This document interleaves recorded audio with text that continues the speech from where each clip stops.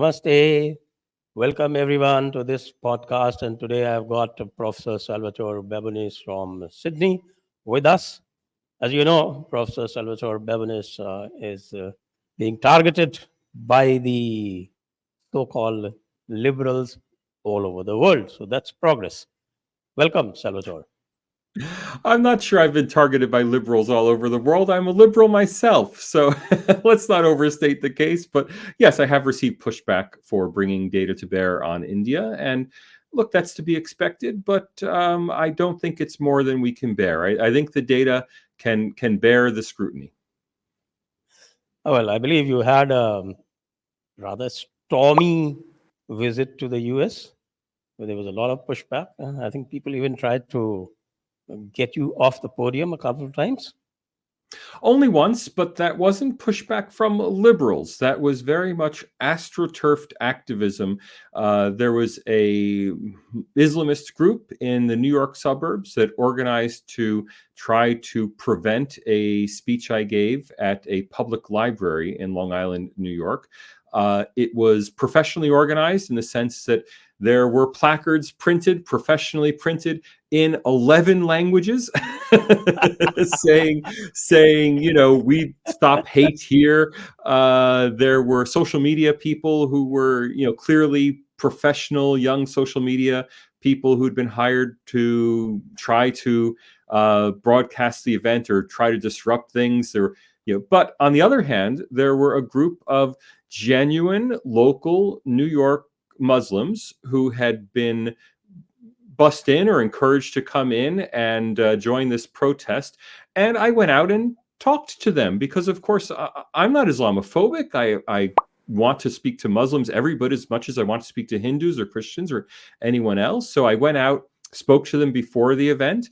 They were very curious. Well, we were told that you were Islamophobic. We were told that you are a hate figure. I said, no, I'm happy to talk to you. I spoke to them for about 10 minutes before the event. And then they said, look, Salvatore, we have to get started. And so I invited them in. And most of them, that is the genuine or community Muslims who were there to provide the bulk of the protest, about a dozen or 15 men, one or two women actually came into the event, patiently sat through it. And then at the end, a couple of them came up to me and said, we're really sorry. We were told you were a hate figure, but you seem very nice. And I said, thank you. You seem very nice as well. And I'd be very happy to talk to your community events if you want to invite me next time I'm in New York. Right. Even I saw your picture carrying a placard, not in our town. That was a good self-advertisement, I guess. Well, look, I'm not people, both critics and supporters online seem to have taken the view that I'm a Hindu apologist or a Hindu nationalist, or that I speak for Hindus. And I want to be very clear, I'm speaking for the data. I'm a social science researcher who comes in to try to correct what I see are inaccuracies in the public record. I'm not there to speak for or against anybody. And so, of course, part of what's on the public record is that Muslims in India are not, in fact, facing a genocide. There's not, in fact, serious human rights violations systematically targeting Muslims in India.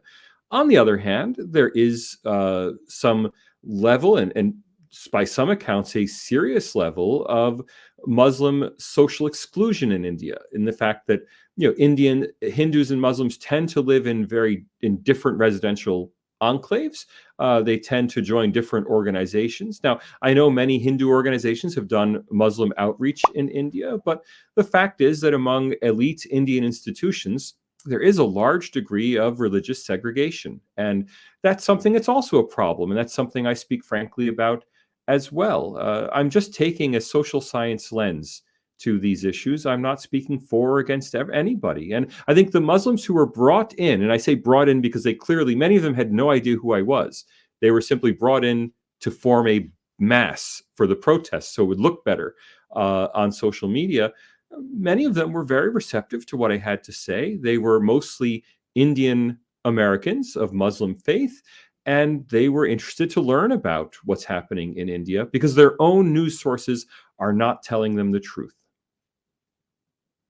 Okay, the last time we met, we talked about, I think, four indices, the four kind of ratings. I think one was the Religious Freedom Index, the other was the Democracy Index, the third was Press Freedom Index, and the fourth was Hunger Index. And other than Hunger Index, which you thought was because of misinterpretation of data, uh, the other three you thought the ratings had been affected because the elite, India's own elite, who had been contacted, had actually Yeah. rated India down. Do you still hold on to that view, or do you think that there is systematic bias in the West? No, this emanates primarily from India. There are systematic biases in the way the indices are constructed because the indices are constructed from a Western point of view, but those biases are minor compared to what we're getting coming out of India. I mean, let's take the Press Freedom Index as an example. India is rated 161 out of 180 countries in the world for press freedom. Now, nobody takes that seriously. I mean, Shekhar Gupta did a show on it on his Cut the Clutter saying that this was not to be taken seriously. It is flatly ridiculous. The idea that India is one of the most repressive countries in the world for the media, worse than Afghanistan, worse than Pakistan. I mean, one of the very worst in the world. This is simply ridiculous. However, these data don't come from Reporters Sans Frontières. They come from Indian journalists who've been surveyed by Reporters Sans Frontières. Now, the first question I would ask is, which Indian journalists, right? So is everybody who's being surveyed for Reporters Sans Frontières working for The Wire and working for NGO-supported media? Are they working for minor websites? Because I find it hard to believe that if they brought in journalists from India Today, from News 18, from Times Now, from Republic, that is, if they brought in mainstream Indian journalists, I find it hard to believe that those mainstream Indian journalists would be reporting such high levels of repression in India. So there is a question of, which journalists, but they're Indian journalists. That I want to stress. These reports are coming from India. Now, the place where there's a lot of scope for Western bias is that when Reporters Sans Frontières looks for journalists to survey, well, maybe they're purposely going to activist journalists who are outside the mainstream. And I don't know. Now, Reporters Sans Frontières refuses to release the list of its journalists who are reporting to it for understandable reasons. They don't want journalists to face pressure, even potentially physical harm. And I understand that. But that puts a very strong responsibility on Reporters Sans Frontières to be pulling its journalists from mainstream news outlets. And I would be much more reassured of the RSF lack of bias. I would be much more reassured of their even-handedness if they told us, oh, well, we have 2 journalists from India Today, 1 journalist from Indian Express. That would still keep journalists safe, but it would at least reassure us that these are mainstream journalists. In the case as it is, we don't know who they're surveying. We know they're Indian. We know they're journalists. We have no idea who they are. You really think that somebody like Washington Post doesn't know Rana Ayub's antecedents?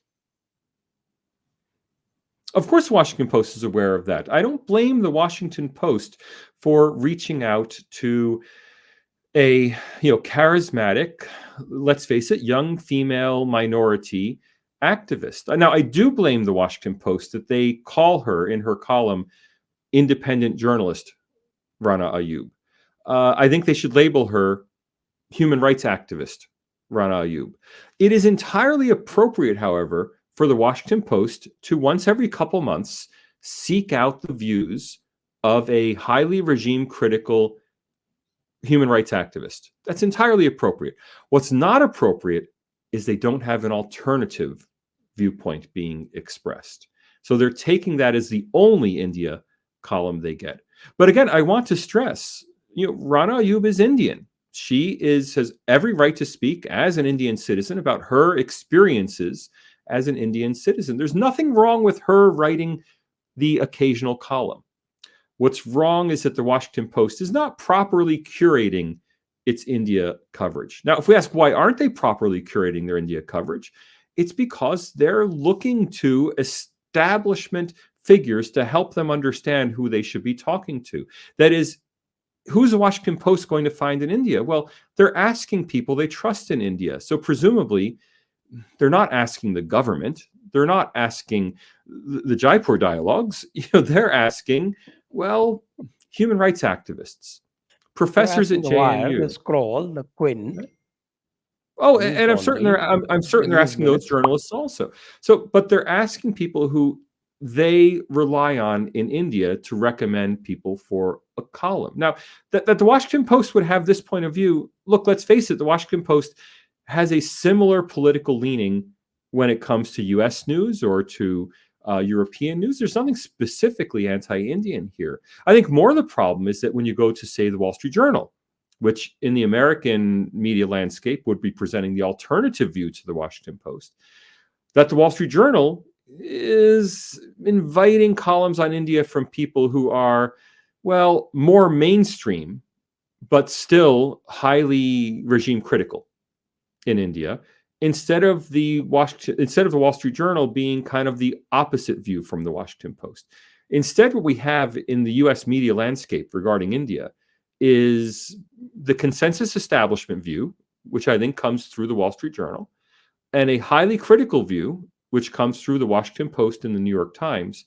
And nowhere do we get a balancing view, someone presenting data that, maybe presents the opposite side of India politics, the new India perspective, the perspective of people who have not grown up in a Congress Marxist India, but who instead are coming up through anti-Marxist traditions or through Hindu traditions and religiously informed traditions.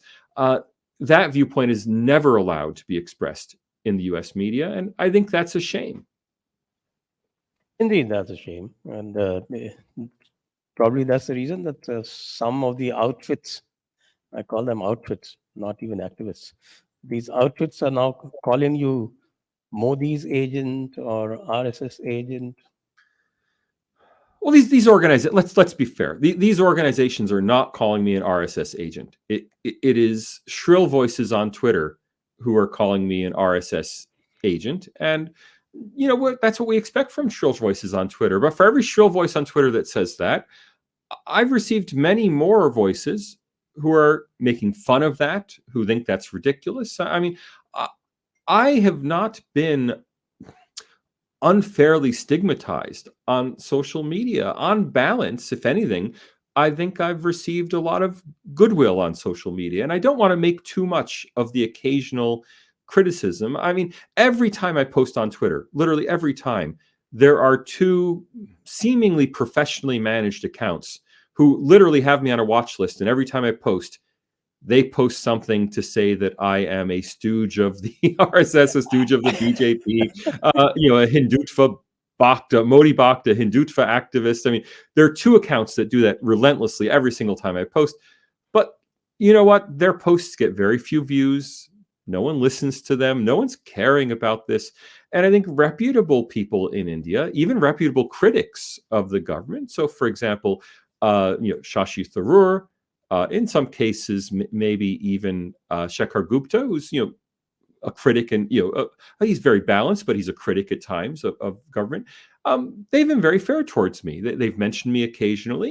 They've been critical occasionally, but I don't mind people being critical. That's certainly fair in the world of analysis and debate. I've not been unfairly stigmatized. That's for sure. There are a few shrill voices.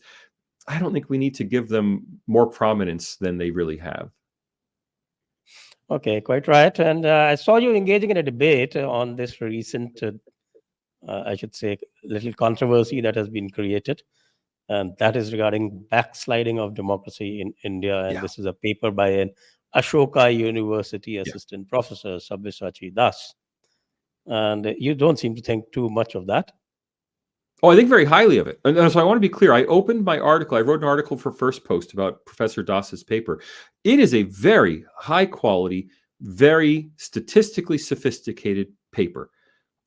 That doesn't stop the fact that I believe it's wrong. And this is something that I think people have to have people should be much more open-minded about it. It's a problem I find in academia, that often in academia, whenever I send something out for peer review, if someone thinks I'm wrong, then they say it's terrible paper because I disagree with him.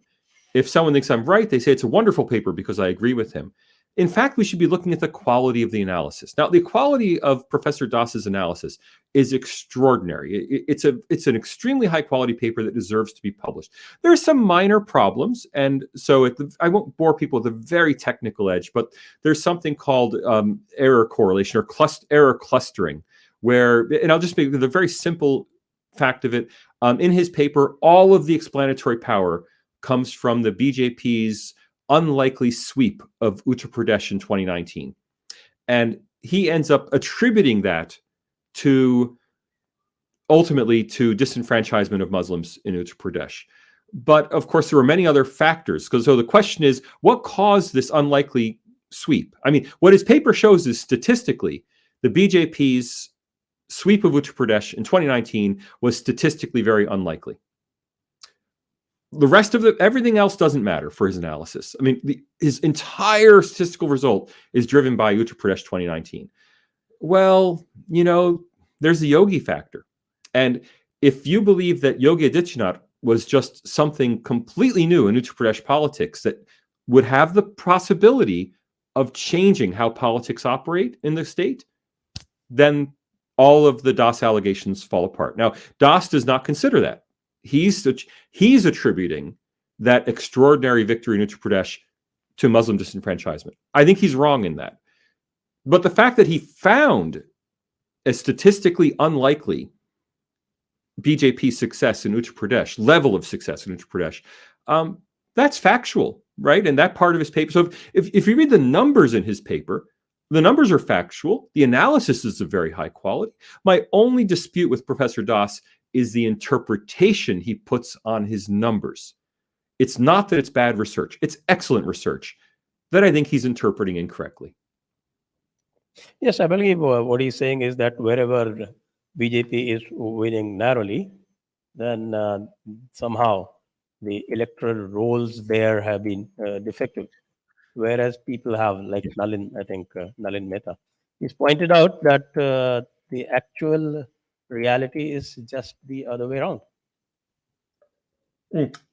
Look, he's saying that the one statistical error in his paper is that he's not realized that all of his explanatory power comes from that one state.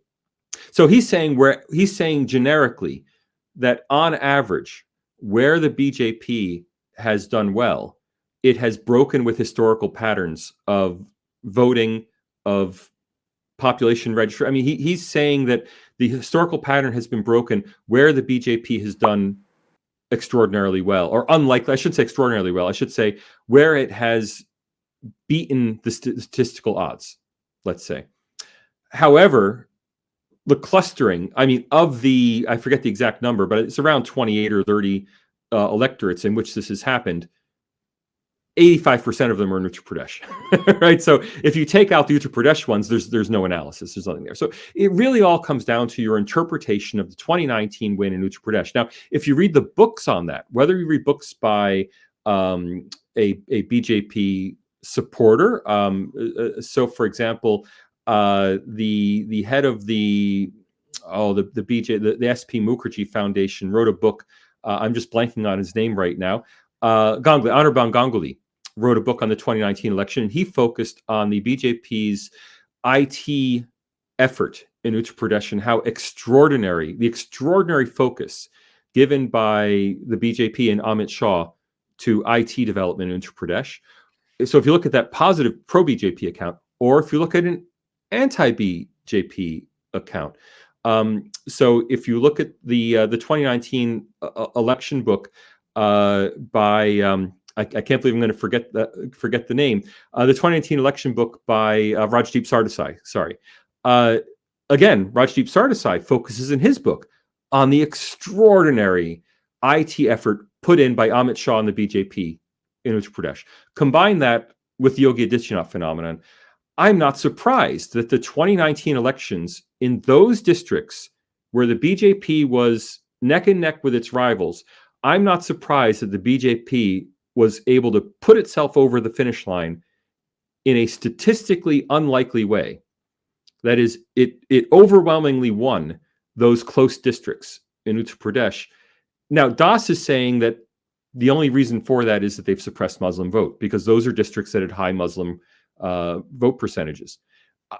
I think, well, there's a much more obvious phenomenon, which is, both Sardesai, a BJP critic, and Ganguly, a BJP supporter, both of them agree that the BJP poured enormous resources into identifying exactly those districts where they were close and getting just over the line through an extraordinary IT and vote mobilization effort. So when you take Das's results and you interpret them in light of what we know about what happened in the 2019 election, that's a much more credible explanation than Das's explanation. Now, if you accept Das's explanation, you have to find roughly 500,000 disenfranchised Muslims.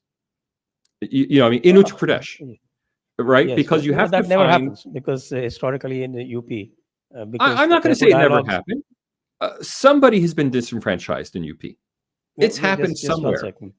Because the Jaipur dialogues also does psephology, in the sense that we do all these analyses and we do predictions. And 2019 UP elections, we've done a fair analysis ourselves.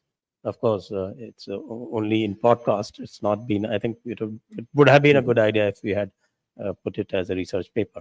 I realize that on hindsight.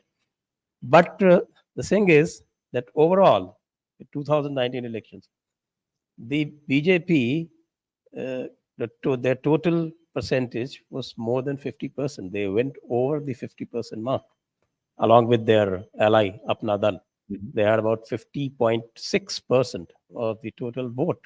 So by itself, it was for the first time. But that's ever. not the question. That's not in the question. In 2014, they had 43%. But that's not the question in the Das article. The question in the Das article, Das studies elections that were very close. And the assumption is that if an election is very close... Well, I'm just coming to that.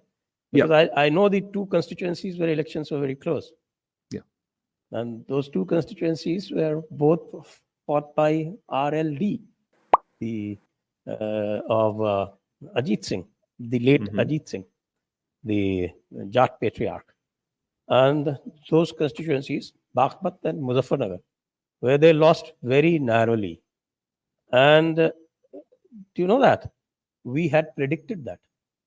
We had predicted that they would lose, in spite of a very high Muslim turnout in the elections. Right. So it's also, I think, maybe we have to correlate somewhere and do some research to find out that psephology and an academic article sometimes do not match. But I really want to emphasize there's nothing fundamentally wrong with Das's statistics. What's wrong is his mental model of what explains those statistics.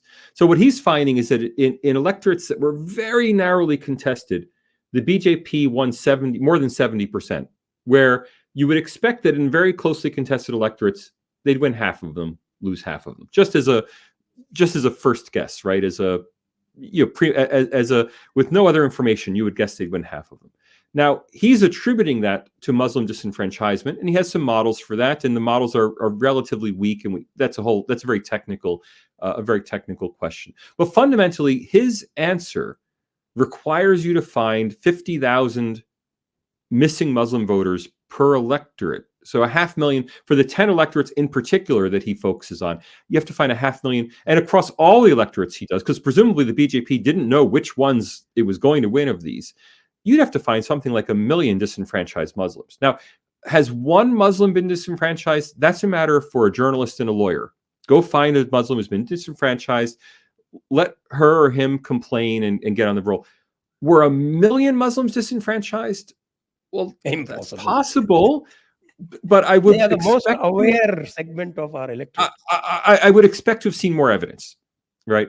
Versus, on the other hand, the alternative explanation of the exact same data is the BJP put extraordinary IT resources into close elections in UP. And Sardesai said they did that, and Ganguly said they did that, and every other account I've heard said they did that. And if that is enough to account for Das's results, why do I need to look further? And that's my answer. Is it, so that's why I want to emphasize Yeah, Das's sure. work is Let's of move very on. high quality. I don't want to diminish the accomplishment of this paper. I think Indians should be proud that they're producing political scientists and economists who have such sophisticated analytical abilities. And when the paper is published, and it will be published, right now it's published as a working paper, but I'm sure it'll be published. It's a high quality paper. The paper will have his analysis and his interpretation of the results, as well it should. That it's his paper, he has a right to interpret his results. Other people have a right to then look at those results and say, actually, Professor Das, I think there's a better explanation for what you found. Here's the alternative explanation. Right. Well, let's move on. I think some particular groups in the West, particularly on some of the Islamist groups like IAMC and Muslim Brotherhood and what have you, Yeah. they're particularly upset with you on your analysis of the Yeah. status of Muslims in India. Yeah. And True. you use the Yeah. Pew Research data, and Yeah. I haven't yet heard that Pew Research is also Islamophobic, though. No, I haven't. And in fact, Pew Research, I'm certain, was trying to find exactly the opposite result. That is, the people who funded this survey for Pew, the John Templeton Foundation, certainly were looking for evidence of religious repression in India. And they commissioned the survey. Now, the fact that Pew did it for that purpose doesn't in any way diminish the fact that Pew is a highly reputable research organization that would not change its results simply because they found something they didn't want. But it's clear that Pew, which puts out, I mean, again, funded by the Sir John Templeton Foundation, they put out a report every year that makes India out to be the worst country in the world for social hostility to religion. I mean, it's a very anti-India group at Pew, the Religious Freedom, International Religious Freedom group at Pew. When these results came out about religion in India, they didn't mention it, they didn't headline it, they didn't put out a press release. They just put the results on their website with the result that until I came along and started citing these data, no one even seemed to be aware they existed.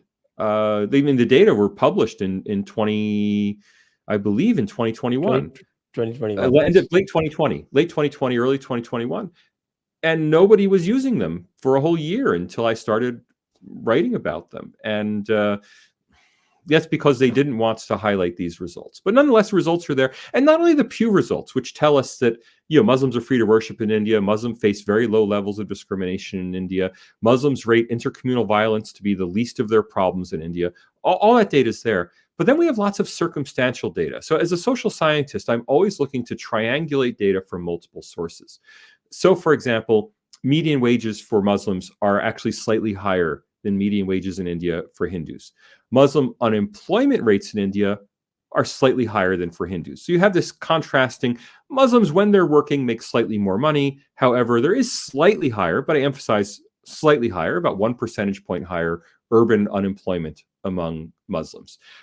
There's large-scale Muslim immigration to India from Bangladesh. There's virtually no Muslim outmigration to Bangladesh. So Bangladesh has a similar income level to India. In fact, Bangladesh has a higher income level to the states of India that surround Bangladesh. So, the places where Muslims from Bangladesh are moving into India actually have lower average income levels than Bangladesh does. Yet there's large-scale Muslim migration into India, and there has been for the last 40 years. And there is no reported, I'm sure somebody has moved the other way, but there's no reported stream of immigration moving from India to Bangladesh. So all of this circumstantial evidence comes together to suggest that there's no systematic repression of Muslims in India. Now, people will say, but what about this incident I saw on TV? And I'll always say, yes, in a country of 1.4 billion people, there's going to be an incident somewhere. My question as a social scientist is, what's the rate of those incidents? How common are they? How often do people experience discrimination? And if the answer is it's very rare, well, then we need to get that message out there. I mean, simply put, and I'll just give it to you in one sentence, there is no evidence of systematic anti-Muslim discrimination in India. Period. Now, does an individual discriminate? Certainly. There's anti-Muslim, anti-Hindu, anti-Sikh, anti-Jain. I mean, every form of discrimination exists everywhere in the world. Is it systematic? Clearly not. Yes, you've been quoting that the number of Hindus who say that they are discriminated against Yeah. is almost similar to the number of Muslims who say that they are discriminated Yeah. against, and that's much lower than what you find in the US. Yeah, it's extremely low. I mean, levels of self-reported discrimination in the U.S. on the same survey conducted by the same organization are 80% for African Americans, 46% for Hispanic Americans, 42% for Asian Americans. Yet Muslim Indians report 24% report self-reported discrimination. It's again, by every metric we have, and I can only use scientific metrics. A lot of people come to me and say, "Well, I don't trust And Hindus survey also data." report 22%, I believe. Yeah, and Hindus report 22% as well. So people always come to me and say, I don't trust survey data. And I just say, well, then I can't help you. I mean, I can only go with the data we have. If someone comes to me and says, well, Rana Ayub comes and says, well, I'm Muslim and I know how Muslims feel, I can then come back to, I can find another Muslim who says exactly the opposite. Right? I mean, we can't trust, I'm of this background and I'm going to tell you what it's like for people like me. I mean, could you imagine if I wanted to know what Hindus think by listening just to you? You can't speak for all Hindus. You can speak for Sanjay Dixit, right? And I can speak for Salvatore Babones. I can't speak for all people in America. If we want to know how people broadly, what the people think, not what a person thinks, we have to go to survey data, or we have to just accept we can never know. You're quite right. And also, there's also this bogey which says that, okay, there's a huge amount of violence against the Muslims. And we at Jaipur Dialogues have been collecting data about just the opposite. How many Hindus have been killed by Muslims in communal incidents? Yeah. And I think I've shared it with you. Yeah. Whereas the highest number ever quoted, I think, by OSCE for Muslims having been lynched, mob lynched, as he calls them, though they may be isolated incidents. Most of them are individual isolated incidents.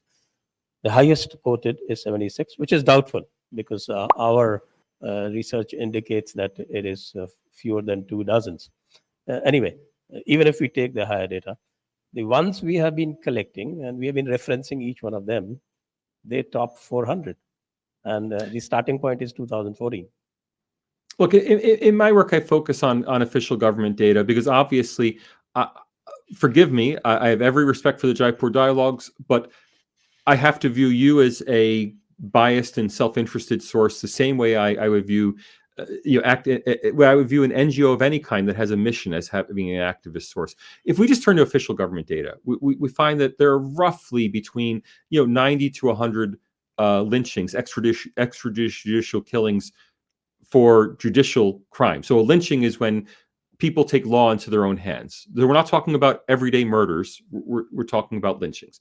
There are roughly 90 to 100 lynchings every year in India. It bounces up or down, but it's roughly just under 100. Very roughly, those are about 50-50 Hindus and Muslims with a small number of Christians and others thrown in. Okay, well, I can read that two ways. I can say that the victims of lynching are roughly 50% Hindu, 50% Muslim. I could read that and say, well, Muslims make up only 15% of the population, but half the lynched victims. Therefore, there's an extreme level of violence against Muslims. And that's one way you can read the data. Another way you can read the data is that, and I think the credible way you can read the data, is that lynchings occur at the boundaries between very poor Muslim and Hindu communities that are very poor and relatively remote. And at that boundary, people give as good as they take, which is to say that at that intersection, it's roughly equal on both sides. Now, there are other interpretations, there are other data, the government data are not infallible. I'm not going to go there because I can't verify any of that. All I can say is that the evidence we have of lynchings of Muslims in India is that there are too many lynchings, but there are relatively few. which is to say, we want the number of lynchings to be 0. And every decent person should want that. We don't want to get into a competition of you lynched more than we did. We don't want any lynchings in any country in the world. But 50 is pretty close to 0, in the sense of India having 200 plus, 220 million Muslims, India having, a billion plus Hindus. When you're talking 50 people out of 220 million, that's terrible. That's inappropriate. That's wrong. Policy should work to reduce that, but it's not a nationwide genocide. Oh, well, what do you think about the Kashmir issue? Because you talked about that as well. The C-70, was that a genocide? A genocide of Hindus, you mean? Yeah. It certainly was ethnic cleansing. So Kashmir has long experienced severe ethnic cleansing. Now, genocide is a highly loaded term. Everyone uses it differently. There's an official UN definition, but that official UN definition is ridiculously broad. By the official UN definition, people say that there's been a genocide of indigenous people in Australia, which I think is flatly ridiculous. I mean, we can apply genocides to so many cases using the UN definition. By a common English language definition, there's not been a genocide of Hindus in Kashmir and in Jammu, for that matter. There have also been violence against Hindus in Jammu. What there has been ethnic cleansing. So there have been ethnic cleansing within Pakistan-occupied Jammu and Kashmir, in particular in Pakistan-occupied Jammu. There was severe ethnic cleansing bordering on a genocide of Hindus at the time of partition and soon after partition. Since then, what we've seen in Indian-administered Kashmir has been a campaign of ethnic cleansing to drive Hindus out of Kashmir. And obviously that's been done via targeted killings, through assassinations of public officials, through threats of violence if people didn't leave. The Kashmiri Pandits were not murdered to a person, in the sense that the Jews of Eastern Europe were murdered almost to a person, 80, 85, 90% death rates. So it wasn't a genocide in the sense that the Holocaust was a genocide, but it was severe, violent ethnic cleansing that should and must be condemned, and has not been sufficiently condemned. That is, it's a basic principle of human rights and of UN treaties that India, I'm not sure if India has signed, that Western countries have signed, that people should have freedom of movement within their own country. Everybody who wants to live in Jammu and Kashmir, everyone who wants to live in Srinagar who's Indian, should have a right to live peacefully in Srinagar or in Kashmir in general. That has not been the case before. Indian law actually prevented that before, in violation of UN human rights conventions. Now, my understanding is that anyone in India can move to Kashmir. I'm not up on it exactly. My understanding is since the abrogation of Article 370. Yes. After the Article 370 was made in effect, it is right. not So that's my possible understanding. everyone to That's go there. that is in Conditions line attached, of course. Conditions are there. Yeah. Yes. And that's in line with international law on free movement of people within a country, and that's the way it should be.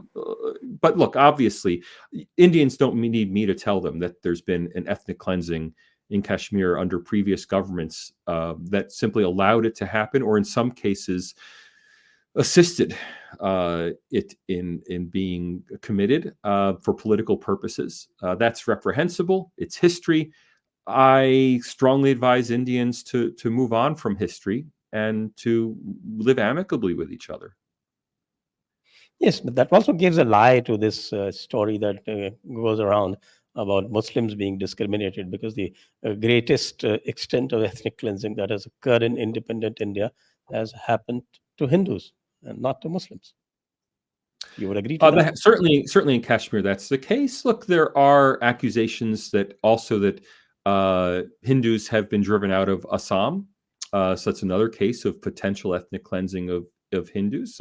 But there are also accusations of Muslims being driven out of particular districts. I can't get into the details because I'm not an expert on ethnic cleansing and genocide.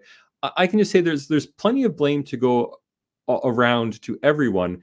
What's forgotten is that in the international narrative, the idea is that somehow it's Hindus who have been trying to commit a genocide against Muslims, and there's simply no evidence of that, right? That just falls absolutely flat. All right. Let's move on to That the falls next one. absolutely flat. But Connected to this, you also had a take on Article 370, because when somebody argued in the Supreme Court that because the Constituent Assembly had ceased to exist, so the 370 had become permanent. well, I poked So you fun. actually made fun of it. Why? I made fun of it because it was it was what we call in a kind way a lawyerly argument. So it was I think It's a I can legal split argument. hairs lawyerly. Yes, a lawyerly argument. I think I can find some way in which this article of the Constitution, which clearly says, I mean, it's written, and forgive me, I'm not a constitutional lawyer, but I am an educated person who can read English. And the article clearly says this is meant to be a transitory article. And the argument that it became not permanent, transitory. Well, there's a legal temporary, yeah. difference between transitory and temporary. I'm sorry. Well, you're Legal the difference. lawyer. I'm a I'm the lawyer. sociologist. Yes, I Okay. am an advocate for it. That's what I'm saying. You're the lawyer. I'm a sociologist. I'm not going to make that distinction. I always stress I use words in their plain English meaning, not in their legal meaning. Look, plainly, Article 370 was intended to be a temporary measure. It's written right into the article itself. So the idea that it became permanently part of the Constitution is just flatly ridiculous. Now, a lot of this has to do with India's basic structure doctrine, which is a very odd legal construction to have in a country with a written constitution. The whole basic structure doctrine, the idea that there's something inherent in the Constitution that's not there in the writing, but is somehow inherent in the ether of the Constitution. That whole argument goes back to an English common law approach, and it's actually very, very traditional. It's the idea, if you go back and read Blackstone had the idea that Parliament did not have the power to make laws. Parliament only had the power to interpret laws. So, for example, murder has always been a crime. Parliament has the authority to define exactly what murder is, to define the penalties, but the law exists from time immemorial. And that argument is behind the idea of the common law. Now, in English law, anytime a civil law is passed, it supersedes the common law. But that's the English interpretation. Effectively, what Indian jurists have done is they've set up the Indian common law, if you will. I know they don't call it that, but in effect, they're saying there's something about the Indian tradition that comes to us from time immemorial, that is embedded in the Constitution, that cannot be contradicted even by a constitutional amendment. Now, that contradicts all Western traditions of positive law, which is to say, once you put it in writing, it comes out of the realm of the common law and comes into the civil law. It's an odd and creative theoretical exercise, but it's a theoretical exercise with which I have some sympathy. So if we were to consider the situation, if the UK Parliament were to pass a law saying that on a certain date, all Catholics would be put to death, would the UK Supreme Court allow that, or would they find some reason to say that that's unconscionable and can't be passed? Well, of course, the British Parliament is never going to pass something like that.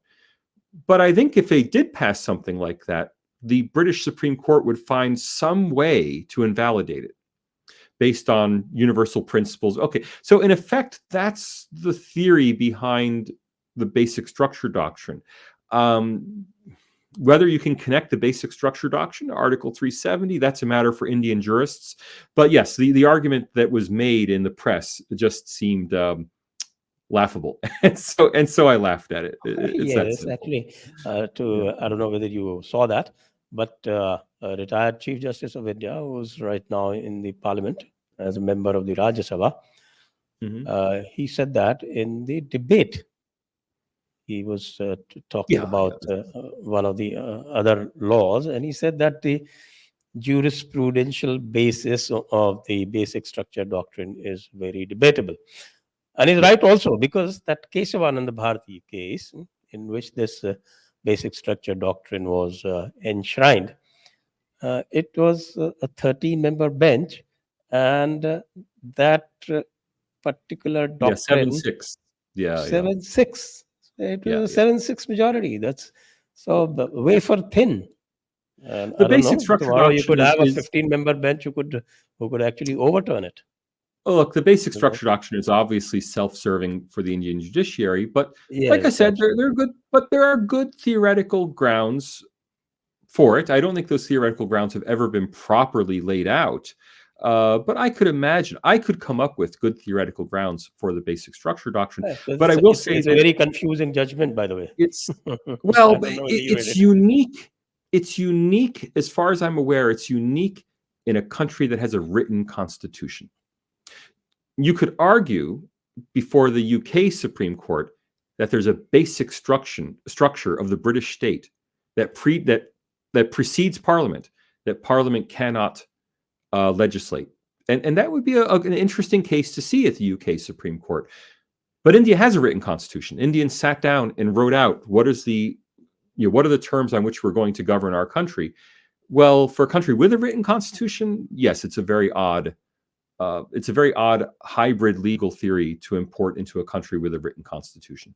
Quite right. There's a beautiful book by a senior advocate, T.R. Andhyari Jina, on the Keshavanand Bharati case, which I'm going to read. I haven't yet read. Mhm. There's also another mm, debatable issue raised by you, and that was about Hinduism and caste. And you said that caste is not something that is unique to Hinduism, whereas the uh, ruling wisdom today is that, well, Hinduism is nothing but caste, especially if you look at it from the Western lens. Yeah, look, I think there's no empirical doubt on this issue. I mean, on surveys, Muslims tell us their caste. Indians are very aware that Muslims have caste backgrounds and caste affiliations. So this should not be something controversial. I mean, caste is a uniquely Indian institution, and India is a majority Hindu country. But caste as such is not a Hindu institution. It's an Indian institution. And it's an institution that, to my knowledge, every major Hindu uh, tradition has fought, in some cases, for up to 2 centuries. Every major Hindu tradition has fought to eradicate the salience of caste, to insist to a recalcitrant society that caste doesn't matter. And it's society, which is to say, it's Indian society, that has insisted on maintaining its castes, even when their own religious authorities, or their own Hindu religious authorities, and for that matter, their own Muslim religious authorities, and their own Christian religious authority, when every religious authority in India tells them that caste is not relevant. Now, I'm sure you can find some connections to caste traditions in Hindu practice if you go back far enough. But you can find similar caste traditions among Indian Muslims, right? That is to say, there are groups of Muslims who traditionally have been the families from which imams have come, and there are castes from whose families traditionally Hindu priests have come. Uh, that is to say, caste is an Indian institution. But when every major Hindu tradition is fighting against the salience of caste, when I haven't seen a single present day Hindu tradition that has publicly embraced the idea of caste distinction, I find it hard to draw a connection Well, between the Hindu even the faith and ancient caste. scriptures never did. Even the ancient scriptures, even in the Bhagavad Gita or even in the Oh, exactly. Upanishads, wherever The- they never did. But yeah, yes, there was some talk of Varna, but that was more of class. Anyway, but why I'm asking you this is because this is now being imported into America. yeah, And yeah. there are, they are trying to bait the Hindus.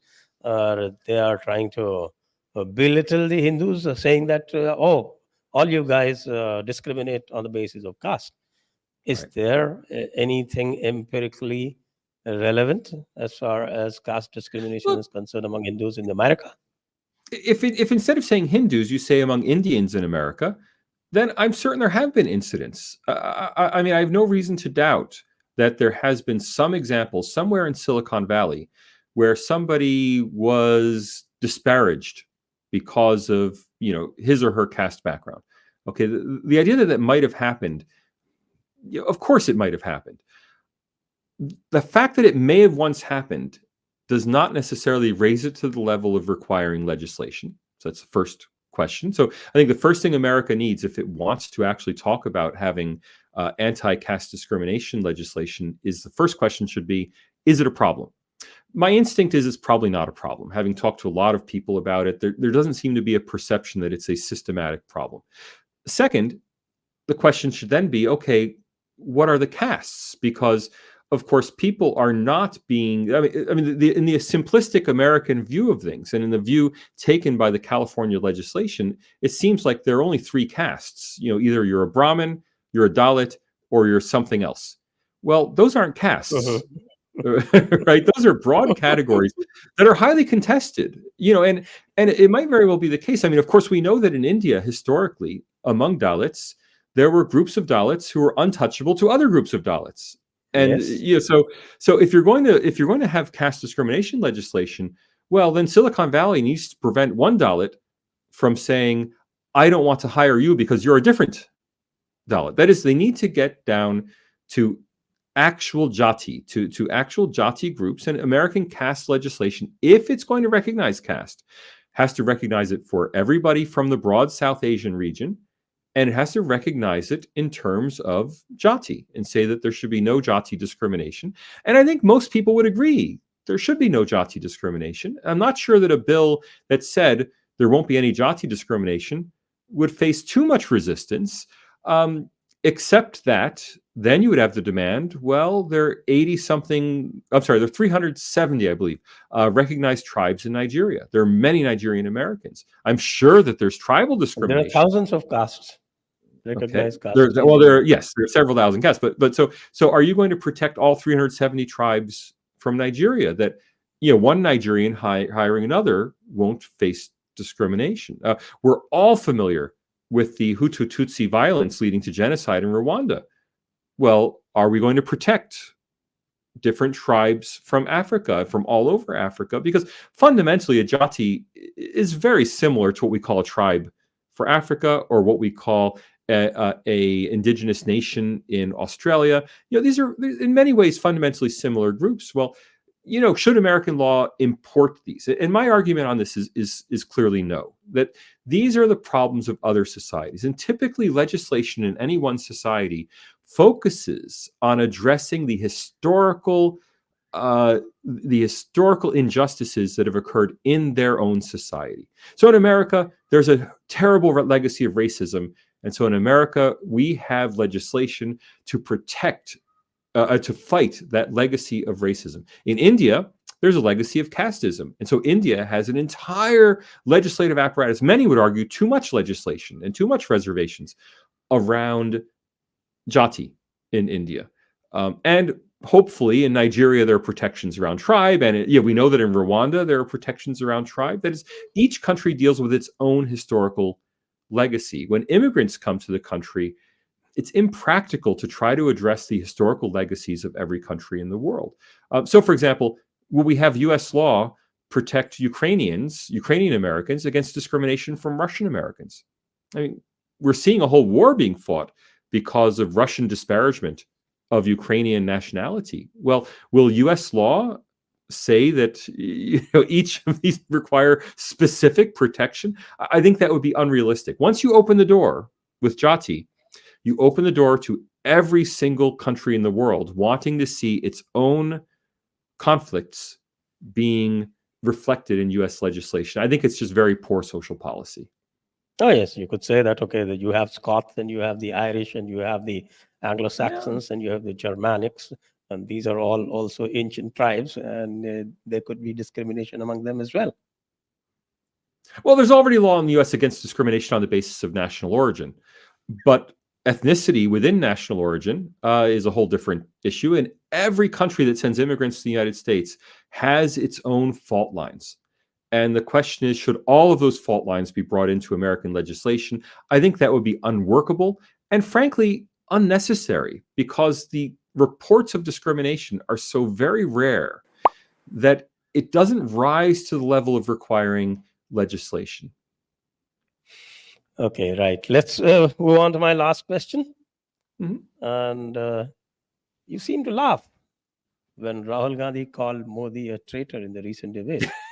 I'll laugh now, yes. Why? Look, I know he called him a traitor in the context of the violence in Manipur, and the violence in Manipur is a very serious issue. It's been terrible to watch on TV, and it must be horrific to experience in person. So I know there are serious issues here. They're not laughing matters. That said, what I specifically said about Rahul Gandhi is that as an electoral strategy, I mean, if Rahul Gandhi wants to grandstand in Parliament, great, he can say whatever he wants. If he wants to win the 2024 election, and frankly, I mean, people view me as some kind of BJP spokesman. I am not. All I want for India is for India to have a vibrant and strong democracy. And part of having a strong democracy means having a strong opposition. I mean, no matter what people may feel about how much they love Mr. Modi or the BJP or whatnot, everybody should admit that ultimately they want to see the BJP defeated. Because it's good. It's not good for democracy for the BJP to run the country for 40 or 50 years like Congress did. Right? What's best for democracy is to have rotation in power. And so I would love to see a vibrant opposition. But if you want to beat Narendra Modi, who has a 70+% approval rating, going to the polls saying that Modi's a traitor who hates India, who's going to believe that? I mean, no one's going to believe that. And so you're not going to win over any voters. And so I said it was a bizarre electoral strategy. Now, instead, if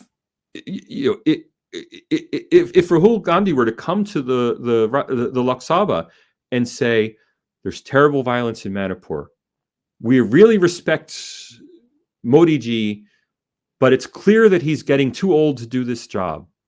5 years ago, he would have gone to Manipur and taken care of this. But now we feel he's slowing down and he's not able to handle it. We highly respect him. We know his wishes are well, but you need new leadership.